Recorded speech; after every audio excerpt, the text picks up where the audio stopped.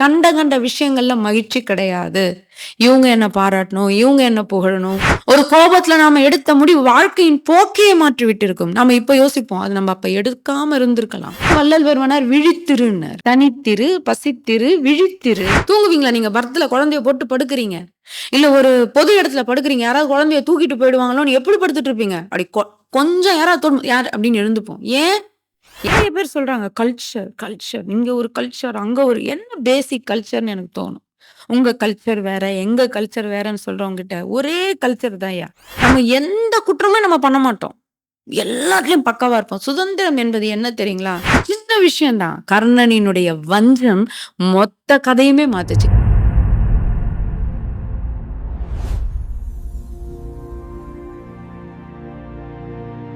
இகத்தே பரத்தை பெற்று மகிழ்ந்திடுதற்கென்று கண்ட கண்ட விஷயங்கள்ல மகிழ்ச்சி கிடையாது. இவங்க என்ன பாராட்டணும், இவங்க என்ன புகழணும் சொல்லுவாங்க. அதாவது கர்ணனை தேரோட்டி மகன் தேரோட்டி மகன்னு சொல்லுவாங்க. ஒரு ராஜாவாகிய சல்லியன் தேரோட்டினான். இவன் அமர சல்லியன் தேரோட்டினான். அப்ப கர்ணன் சொன்னானா, பாருடா உங்களை நான் தேரோட்ட வச்சேன் அப்படின்னுட்டு. ஆனால் சல்லியனிடத்தில் ஒரு கட்டத்துல அவன் போட்டி போட்டானாம். கர்ணனிடத்தில் ஒரு முறை சல்லியன் நீ தேரோட்டிடான்னு திட்டிடுவான். இத கர்ணன் வெஞ்சன்ஸ் வச்சுப்பானாம். என்ன நீ தேரோட்டி பையன் சொன்னல, இதை உள்ள வெஞ்சன்ஸ் வச்சுக்கிட்டு இவன் மகாபாரத யுத்தத்துக்கு போகும்பொழுது அந்த யுத்தத்துல சல்லியனை எனக்கு தேரோட்ட சொல்லின்னு கேட்பான். இது வெஞ்சன்ஸ். எனக்கு சல்லியன் தேரோட்டணும். யார்கிட்ட? துரியோதனகிட்ட கேட்பான். இவன் மட்டும் வேற ஒருத்தனை தேரோட்ட கூட்டு போயிருந்தான் கர்ணன் செத்தே இருக்க மாட்டான். அதுவே அவனுக்கு கீழ் இருக்கிற ஒருவன் தேரோட்டி இருந்தாலும் அவன் சொல்றதை இவன் கேட்டிருப்பான். போய் போய் நீ சக்கரத்துல இருந்து அதை எடு, அந்த சேத்துல இருந்து எடுன்னு சொன்னா, நான் தேரோட்ட தான் வந்தேன், உன் சக்கரம் போய் செகதியில மாட்டிக்கிட்டு அதை எடுக்க வேண்டிய ஆள் நான் கிடையாதுன்னு அவன் அப்படியே விட்டுட்டு போனான். அதை எடுக்க போய் தான் அவன் நிராயுதபாணியாக நிற்கும்போது அர்ஜுனனை விட்டு அம்புகளை விட்டு கொல்ல செய்தான். இவன் வெஞ்சன்ஸ் தான் இவனை கொன்னுச்சு. இப்படி ஒவ்வொன்னா சொல்லலாம். இந்த வெஞ்சன்ஸ் மட்டும் இவனுக்குள்ள இல்லாம இருந்திருந்தா நல்ல ஒருவனாக பார்த்து துரியோதனன் தேரோட்டம் அனுப்பியிருப்பான். கர்ணன் சாகாமல் இருந்திருப்பான். மகாபாரத யுத்தமே இவர்கள் பக்கம் நடந்திருக்கும். ஒரு சின்ன விஷயம்தான். கர்ணனினுடைய வஞ்சம் மொத்த கதையுமே மாத்துச்சு. கிருஷ்ணன் பண்ண சூழ்ச்சினே எடுத்துக்கலாம். இந்த வஞ்ச மனப்பான்மை உள்ளேயே வச்சுக்கிறோம். ஒரு சின்ன விஷயம் தான் போரையே மாத்துச்சா? நம்ம நினைக்கிறோம் வஞ்சம் என்பது ஒரு சிறு குணம். நம்மளுடைய தொடர் சங்கிலி போல நம்ம வாழ்க்கையில எங்கேயோ நாம ஒரு தப்பு பண்ணிருப்போம். ஒரு முடிவுல, ஒரு கோபத்துல நாம எடுத்த முடிவு வாழ்க்கையின் போக்கையே மாற்றி விட்டிருக்கும். நம்ம இப்ப யோசிப்போம். அது நம்ம அப்ப எடுக்காம இருந்திருக்கலாம். கோபத்துல நாம எடுக்கிற முடிவு, சில திருமண முடிவுகள், சில வீடு வாங்குற முடிவு, எவ்வளவோ அகத்தே இருக்கிற கருப்பு இருக்கு பாருங்க, அது உள்ள இருந்து வெளியே எடுக்கிறது தான் வள்ளல் பெருமானாரின் வேலைன்றார். என்ன பண்ணணும் அப்படின்னா, கடவுளை தூக்கி போட்டுறாராம். அதுக்கு கடவுளை வர வைக்கிற வேலை தான் அகவல். ஒரு குரு கிட்ட 4 சீடர்கள் இருக்கிறார்கள். 4 சீடர்களை குரு அழைத்து ஒரு தத்துவ உபதேசம், இப்பொழுது வாழ்க்கை உபதேசம் நடத்த இருக்கிறார். அங்கு ஒரு காலியான ஒரு குடம் இருக்கு. அந்த குடத்துக்குள்ள ஒண்ணும் இல்லை, காலி குடம். குரு சொல்கிறார், ஒரு சீடன் அனுப்புறாரு, அதுல எண்ணெய் இருக்கு. பாக்குறான், குருவே குடம் காலியாக இருக்கிறது. இன்னொருத்தன் போறான், குருவே இது பிளாஸ்டிக்காலான குடம். குருவே இந்த குடத்தை இன்னும் கொஞ்சம் பெரிதாக செய்திருக்கலாம். குருவே இதனுடைய வாய் சிறிதாக இருக்கிறது. குருவே இதை நீர் முகந்து வருவது கஷ்டம். இப்படி ஒவ்வொருத்தரும் பார்க்கிறார். ஒருவன் மட்டும் விடை எப்படி இருக்குன்னா, குரு தேர்ந்தெடுக்கிறார். தனக்கு பிறகு யார் இவன் சீடனாக குருவாக அமர்வான், எந்த சீடன் என்று தேர்ந்தெடுக்கும் பணி. அதில் ஒரு சீடன் மட்டும் சொல்றான், என்ன நீ என்ன சொல்கிறாய் இந்த குடத்தை பார்த்து? குடத்தில் ஒன்றும் இல்லையா? இல்லை குருவே, குடத்தில் இருக்கிறது என்ன இருக்கு? காற்று இருக்கிறதே. குடம் எங்க காலியா இருக்கு? குடத்துக்குள்ள காத்து இருக்கா இல்லையா?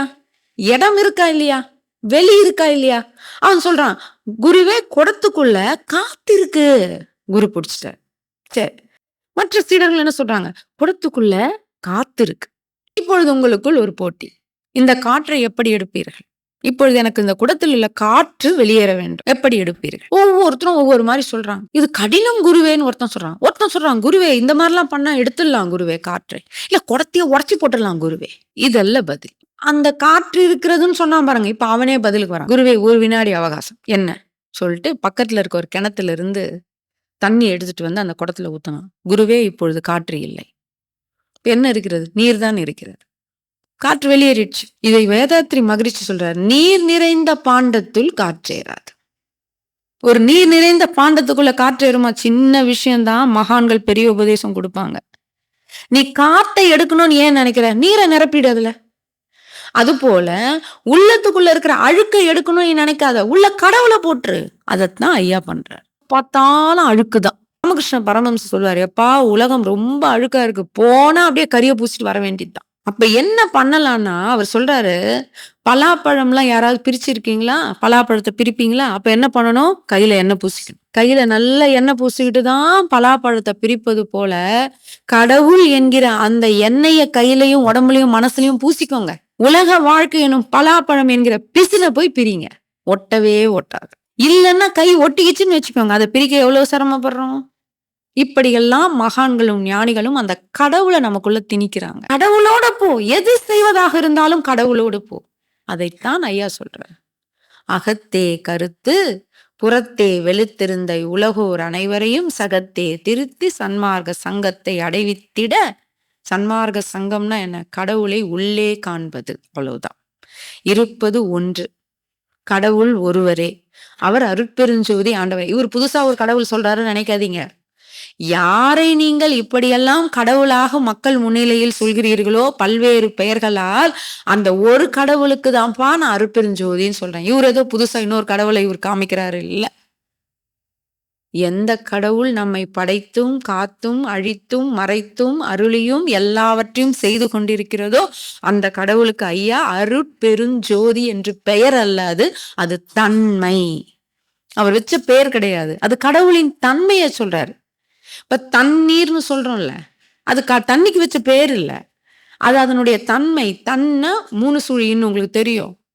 3 சுழி இன்னு போட்டோம்னா டகரனான்னுவாங்க. டகரனா கரெக்டா சொல்லணும்னா நம்ம எல்லாரும் 3 சுழி நானுவோம். ஆனா உண்மையில் தமிழறிஞர்கள் என்ன சொல்லுவாங்க? டகரனா. அப்படின்னா அந்த நா ஒரு இடத்துல வந்தா அது குளிர்ச்சின்னு அர்த்தம். தண்ணீர் அப்படின்னா குளிர்ச்சி, குளிர்ந்த நீர். அதனால்தான் வெந்நீர். வெம்மை கூட்டல் நீர் வெந்நீர், தன்மை கூட்டல் நீர் தண்ணீர். வெம்மையான நீர் வெந்நீர், தன்மையான நீர் தண்ணீர். அப்ப அந்த குளிர்ச்சி. அப்போ பெயர் என்பது என்ன? அதன் தன்மையை சொல்வது. அப்ப ஐயா அருட்பெருஞ்சோதின்னு அதற்கு வைத்த பெயர் என்ன? இறைவன் அருள் நிறைந்த பெரிய ஜோதிமயமானவர் இறைவன். அது உண்மையை சொல்லிட்டார். இறைவன் யாரு? எந்த சமயம் வேணாலும் போ, நீ எந்த மதத்தவராக கூட இருந்து, கடவுள் இதான்யா. அவர் அருள் நிறைந்தவர், ரொம்ப பெரியவர், ஜோதிமயமா இருக்கார். ரகசியத்தை உடைச்சார் ஐயா. அவருடைய தன்மை, அவர் எப்படி இருக்கிறார்? தனி பெருங்கருணை. எவ்வளவு கருணை! அவர் கருணை யாரோடும் ஒப்பிட முடியாது. தாய் கருணையோடு ஒப்பிட முடியுமா? இல்லப்பா. தாயோடு கருணையோடு கூட அவர் கருணையை ஒப்பிட முடியாது. ஈன்ற நற்றாயினும் இனிய பெருந்தயவு என்பார். ஈன்ற நற்றாயினும் இனிய பெருந்தயவு. ஏன்? அம்மாவோட தயவோட யார் தயவாவது ஒப்பிட முடியுமா? இல்லன்ட்டார் வள்ளல் பெருமானார். எப்படி? எல்லாரும் நம்ம அம்மாங்க இங்க இருக்கீங்க. பிள்ளை ஒரு 2 முறை பாத்ரூம் போது, 3 முறை பாத்ரூம் போது, 4 முறை போயிட்டே இருக்கு. இங்க சாப்பிடும்போது போயிட்டே இருக்கு. ஒரு முறை இல்லைன்னா ஒரு முறை கடிஞ்சுக்கிறோமா இல்லையா?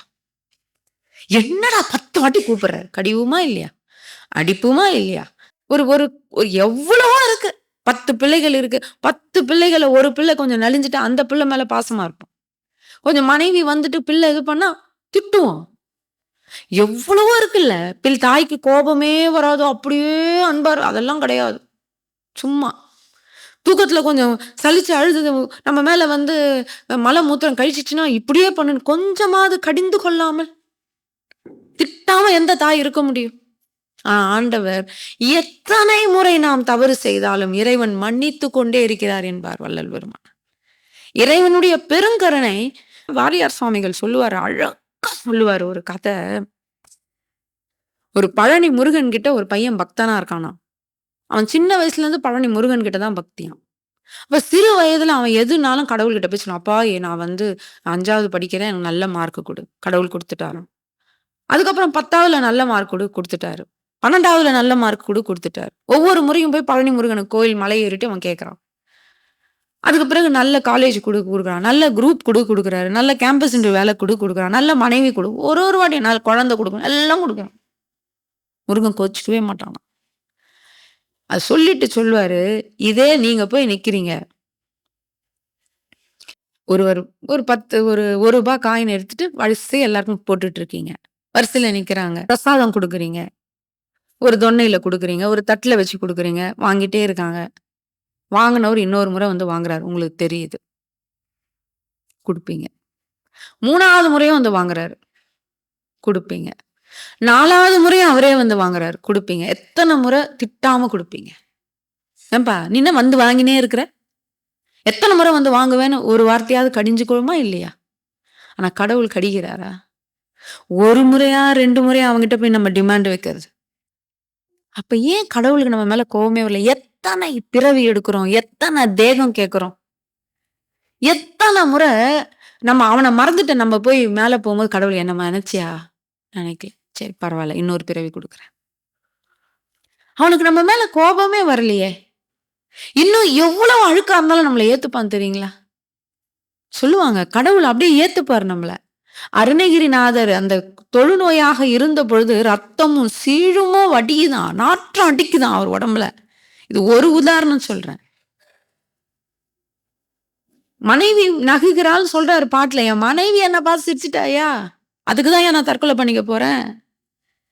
என் மனைவி என்ன பார்த்து சிரிச்சுட்டாயா? ஊர் சிரிக்குதுயா? நான் ஆசையோடு பழகிய பெண்கள் என்ன பார்த்து ஏளனம் பண்றாங்கயா? என்னோடு பழகிய நண்பர்கள் என்ன கிண்டல் அடிக்கிறாங்கயா? அப்படின்னு பாடலு. இதுக்கு மேல நான் எதுக்குயா வாழணும்னு அண்ணாமலை கோபுரத்துல இருந்து அவர் விழ போயிட்டாரு. விழுந்துட்டாரு. சீழும் ரத்தமுமாக நாற்றம் அடிக்கிற உடம்பு எல்லாம் அழுகிடுச்சு. கை அழுகிடுச்சு, கால் அழுகிடுச்சு, முகம் அழுகிடுச்சு. அந்த நாற்றம் அடிக்கிற அந்த உடம்ப இறைவன் அப்படியே ஏன் அவன் உடம்ப பார்த்தானா? முருகான்னு சொல்லிக்கிட்டு விழுந்தாராம். இத்தனை பிறவியான செஞ்ச பாவம் இந்த பிறவில வந்து விடிஞ்சுதா? முருகான்னு விழுந்தார். எத்தனையோ பிறவியில் நான் செய்த பாவம் இந்த பிறவியில் இந்த தொழுநோயாக வந்து விடிந்ததோ? தொழுநோய்னா என்ன? எல்லா நோய்களும் தொழுது போகுமா? அதான் பெருநோய் என்பார்கள். இறைவன் அப்படியே தாங்கிக்கிட்டாரே.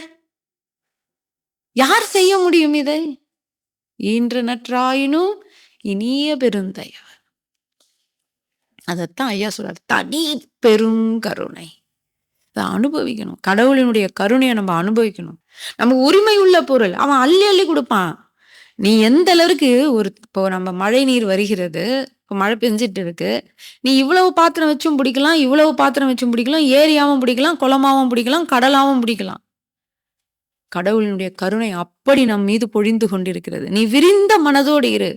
வள்ளல் பெருமானாரை போல முழுமையாக அவரை அப்படியே நாம் பெற்றுக்கொள்ளலாம். பெருமானார் பார்த்தார், அப்பா உன் கருணை எவ்வளவு பெருசியா, தனிப்பெரும் கருணை. அப்படி விளக்கி அந்த பாடல் முழுமையாக அப்படி வரும் அகவல். அப்ப அவர் எந்த ஆண்டு பிறக்கிறார்? 1823ஆம் ஆண்டு அக்டோபர் 5ஆம் தேதி இறைவனால் வருவிக்க உற்ற வள்ளல் பெருமான். முதல்லலாம் நம்ம என்ன சோப்பு வச்சிருந்தோம். இப்ப பாருங்க என்னமோ ஏரியல்லாம் வந்தப்ப நான் உங்களுக்குலாம் ஞாபகம் இருக்கான்னு தெரியல. சர்ஃப் எக்ஸல் ஏரியெல்லாம் அப்படி வெளுக்கும். முன்னாடி என்னமோ ஒரு சோப்பு மஞ்சள் கலரை வச்சுக்கின்னு ஒவ்வொரு தேய்ப்போம். நம்ம ஃப்ரண்ட் லோடுன்றாங்க, இந்த லோடுன்றாங்க. அப்பெல்லாம் வாஷிங் மிஷின் கிடையாது. அந்த மாதிரி இப்போ அந்த வளர்ச்சி இப்ப இருக்கிற அழுக்குக்கு ஏத்த மாதிரி வள்ளல் பெருமானார் வந்தாரு. இதெல்லாம் இனிமே செட் ஆகாது. இந்த காலகட்டத்துக்கு நீதான் சரி, வா என்ன பண்ணு? உள்ளே இறைவனை காணவே. கண்டால் அவர்களுக்குள்ள அன்பும் கருணையும் பெறும். இன்னைக்கு தீர்வு அன்பு கருணை தான். இந்த உலகத்துல என்ன பஞ்சம் இன்னைக்கு? எந்த குற்றம் வேணாலும் நீங்க நியூஸ் பேப்பர் எடுத்து படிங்க. நியூஸ் பேப்பர் எடுத்தாலே நல்ல செய்தி கிடையாது. எந்த செய்தியை திருட்டு நடக்குதா, கொள்ளை நடக்குதா, கொலை நடக்குதா, முறையற்ற பால் கவர்ச்சியா, இல்ல குழந்தைகளுக்கு எதிரான குற்றங்களா, இல்ல பெண்களுக்கு எதிரான குற்றங்களா, இல்ல அரசியல் புகார்களா, என்ன வேணாலும் மோசடியா, ஊழலா, லஞ்சமா, என்ன வேணாலும் இருக்கட்டும். 4 விஷயத்துல அடக்குவாங்க. வதைத்தல், கொல்லுதல், பறித்துண்ணுதல், பிறர் வாழும் சுதந்திரத்தை பறித்தல். 4 குற்றங்களுக்குள்ளதான் குற்றங்களை செக்ஷன் அடக்குறாங்க. வதைத்தல், கொல்லுதல், பறித்துண்ணுதல், பிறர் வாழும் சுதந்திரத்தை பறித்தல். இந்த 4 குற்றங்கள் தான் எங்க பார்த்தாலும் நடக்கும். இந்த 4மே அன்பு இருந்தா நடக்குமா? வதைப்போமா? கொல்லுவோமா? பறித்துண்ணுவோமா? பிறர் வாழும் சுதந்திரத்தை பறிப்போமா? ஒரு கணவனுக்கு மனைவி மீது மரியாதை, அன்பு இருந்தால் அவருடைய சுதந்திரத்துல கை வைப்போமா? இன்னொரு உயிரை வதைப்போமா? இன்னொரு மனிதனை வதைக்கணும்னு நினைப்போமா? ஆளுமை செய்வோமா? ஜாதின்ற பெயர்ல நடப்போமா? பிரச்சனை, ஆணவ கொலை, பெருமை. நீங்க எத வேணாலும் எடுத்துக்கோங்க. நீங்க நியூஸ் பேப்பரோட வச்சுக்கோங்க. ஒவ்வொரு குற்றமா எழுதுங்க. எல்லாத்துலயுமே மக்களுக்கு விழிப்புணர்வு இல்ல. ஒரு சின்ன சின்ன விழிப்புணர்வு இல்லாம தான் இன்னைக்கு இவ்வளவு குற்றங்கள். அதனாலதான் வள்ளல் பெருமானார் விழித்திருன்னார். தனித்திரு, பசித்திரு, விழித்திரு. விழிப்புணர்வே இல்ல. அப்ப அந்த விழிப்புணர்வு இன்மைக்கு என்ன காரணம்னு கேட்டா, உண்மையில் சொல்லப்போனா இந்த மக்களுக்குள்ள கடவுள்ன்ற ஒரு ஆன்மீகம் என்கிற ஒரு தெளிவு கொடுக்கப்படவில்லை. அன்பு இருக்கு. ஒரு குழந்தை எப்ப தாய் ரொம்ப புரொடெக்டா பாத்துப்பா. ஒரு ட்ரெயின்ல குழந்தை போயிட்டு இருக்கு. பர்த்ல படுத்துட்டு இருக்கு. எப்படி பாத்துப்பா? குழந்தை விழுந்துருமோன்னு. அன்பின் காரணமா விழிப்புணர்வோட படுத்துட்டு இருப்பா. அன்பு காரணமாக அந்த குழந்தை எங்க பர்த்ல இருந்து விழுந்துருமோன்னு எது காரணம்? அந்த தாயை தூங்க விடாம பண்ணுது. தூங்குவாளா? தூங்குவீங்களா நீங்க? பர்த்ல குழந்தைய போட்டு படுக்கிறீங்க. இல்ல ஒரு பொது இடத்துல படுக்கிறீங்க. யாராவது குழந்தைய தூக்கிட்டு போயிடுவாங்களோன்னு எப்படி படுத்துட்டு இருப்பீங்க? அப்படி கொஞ்சம் யாராவது யார் அப்படின்னு எழுந்துப்போம். ஏன்? என் குழந்தையின் மீது வைத்த அன்பின் காரணமாக என் குழந்தை யாராவது தூக்கின்னு போயிடுவாங்களோ? என் குழந்தை விழுந்துருமோ? என்ன சமையல் செய்து கொண்டிருந்தாலும் தாயினுடைய பார்வை குழந்தை மேலதான் இருக்கும். ஏன்? அன்பு. உண்மைதானே? அப்ப நம்ம அதே போலதான் நம்ம ஒரு பொருள் எடுத்துட்டு போயிட்டு இருக்கோம். இப்போ ஒரு பர்ஸ்ல ஒண்ணுமே இல்லைன்னா பேக் எப்படி வேணாலும் தூக்கி போடுவோம்.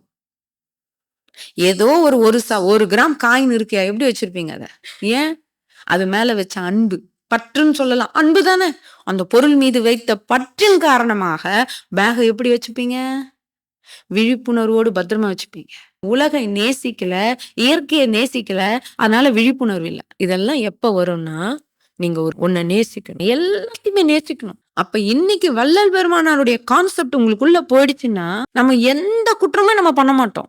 எல்லாத்துலயும் பக்காவா இருப்போம். சுதந்திரம் என்பது என்ன தெரியுங்களா? நான் தரிகிட்டு திரிவதில்ல. என்னுடைய செயல்களுக்கு நான் பொறுப்பாளி எடுத்துக்கிறேன் பாருங்க. அதான் சுதந்திரம். புல்தரையில் நடக்காதீர்கள் யாரும் சொல்லி நான் சட்டத்துக்கு பயந்து நடக்கூடாது. நானே புல்தரையில் நடக்க மாட்டேன்னு கெத்தா போகணும் பாருங்க. அதுதான். எச்சில் துப்பாதீர்கள், குடிநீரை வீணாக்காதீர்கள்.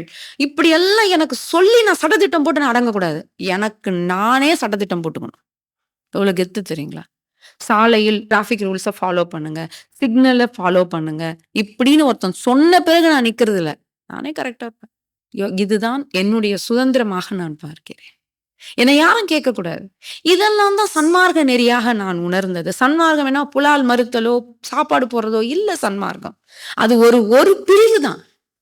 இதற்கு பிறகு நீ ஒவ்வொன்றிலும் நேர்த்தி காட்டுற இதுதான் சன்மார்க்க நெறி. இப்படி ஒவ்வொருவரும் மாறுவதுதான் வள்ளல் பெருமானாரினுடைய நெறி. ஐயாவுடைய நெறி என்பது ஒரு தனி மனித ஒழுக்கம். எல்லாத்துலயும் ஃபுல்ஃபில்மெண்ட். நிறைய பேர் சொல்றாங்க கல்ச்சர் இங்க ஒரு கல்ச்சர், அங்க ஒரு என்ன பேசிக் கல்ச்சர்னு எனக்கு தோணும். உங்க கல்ச்சர் வேற, எங்க கல்ச்சர் வேறன்னு சொல்றவங்க கிட்ட ஒரே கல்ச்சர் தான்யா. நான் யார் மனதையும் காயப்படுத்த மாட்டேன். என்னுடைய எண்ணம், என் சொல், என் செயல்களால் நான் எந்த ஒருவரினுடைய உடலுக்கும் மனதுக்கும் காயம் கொடுக்க மாட்டேன்னு இருக்கு பாருங்க. அதான்டா கல்ச்சரு. ஃபர்ஸ்ட் கல்ச்சர், பேசிக் கல்ச்சர் அதுதான் சுத்த சன்மார்க்க நெறி. இதுதான் சுத்த சன்மார்க்க நெறி. ஐயா சொல்ற அன்பு நெறி இதுதான். அந்த சன்மார்க்க சங்கத்தை நீங்கள் அடைந்து விட்டால் இதுதான் கல்ச்சர். இதெல்லாம் எப்பொழுது உங்களுக்கு கிடைக்கும்னா அகவல். நீங்க அகவல் படிச்சு பாருங்க. தானாகவே இந்த ரசவாதம் உங்களுக்குள்ள அவ்வளவு பெரிய ஒரு உணர்வு நிலை, ஒரு மன மாற்றம் உங்களுக்குள் நடக்கும். அறிவு சிகிச்சை நடக்கும் உங்களுக்குள்ள.